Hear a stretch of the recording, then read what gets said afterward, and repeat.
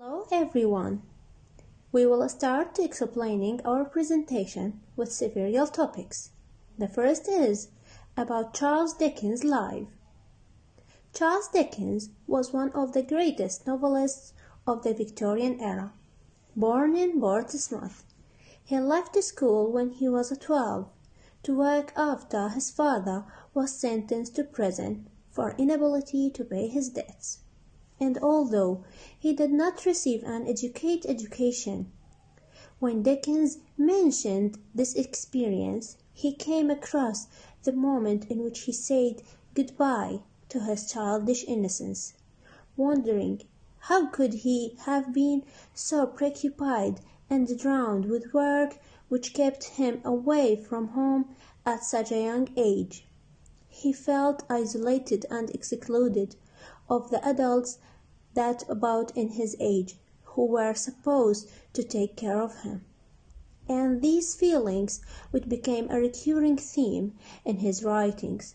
He worked as an editor and a journalist for 20 years. He has written 15 novels and hundreds of short stories.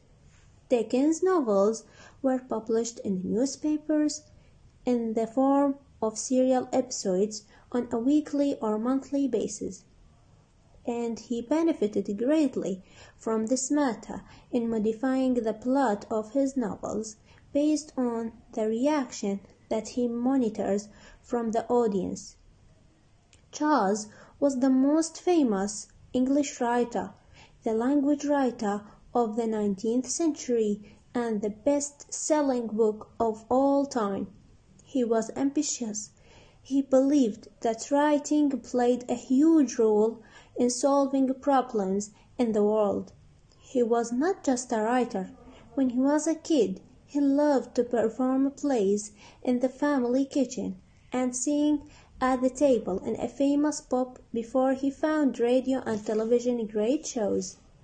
After we knew who is Charles in the first part, we will now explain about the nature of his writing. Dickens in his writing was adept at high humor, irony, puns, wordplay, and a special way of describing one who makes fun of his own idea, even while embodying their own life and character. Dickens was highly critical of the excess of manufacturing, capitalism, and the values they reflect. This can be seen in Martin. When Martin lost everything in a cheat scheme in the United States, Dickens was not a fan of American. Also, the purpose of his writing is depicting the reality in an activity way to the reader, accurate description of the characters, detailed description of the different social classes, emotion, especially sadness and grief, in many of his writing. Criticize in a good way and rephrasing street problems which help to reform.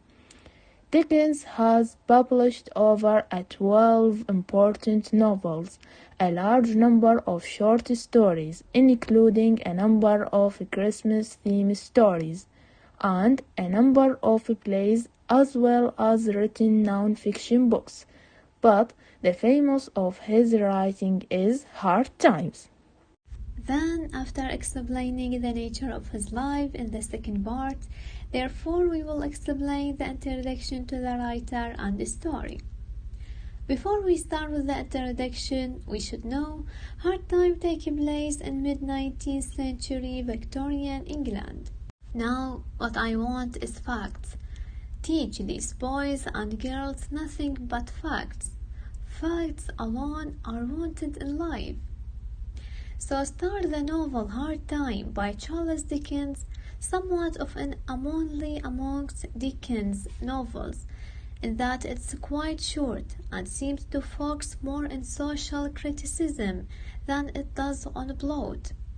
Dickens had a clear intention for this novel. He wanted his readers to gain an understanding of his view of the world and problems he saw arising in his society, namely increased industrialization and expediency, He could foresee a society based solely on facts, with a total disregard for empathy and human emotion, which he frequently refers to as fancy in the novel. Neglect of this necessary part of life leads to hard time in the lives of his children, Louisa and Tom. But a circus girl named Sissy Job enters their world and shows just how valuable imagination and emotion are to living a fulfilled life. After explaining introduction to the author and the story, we will explain the purpose of hard times. The effect of the mechanization of industrialization are increased by Mr. Gradgrand's philosophy of rational self-interest. Mr. Gradgrind finds that human nature can be measured, quantified, and judged completely by rational rules. His school is trying to turn kids into little machines that behave according to certain rules. Hard times have several goals.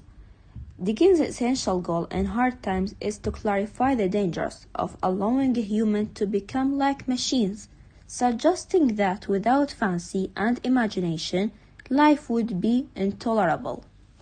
As for the other goal of Hard Times is that life built entirely on the basis of facts and statistics is limited and unhappy. Gradgrind improves his children, Tom and Louisa, to appreciate the importance of money and life entirely by practical values. One of the most important goals that the story presents is the way to link education at that time to our present time.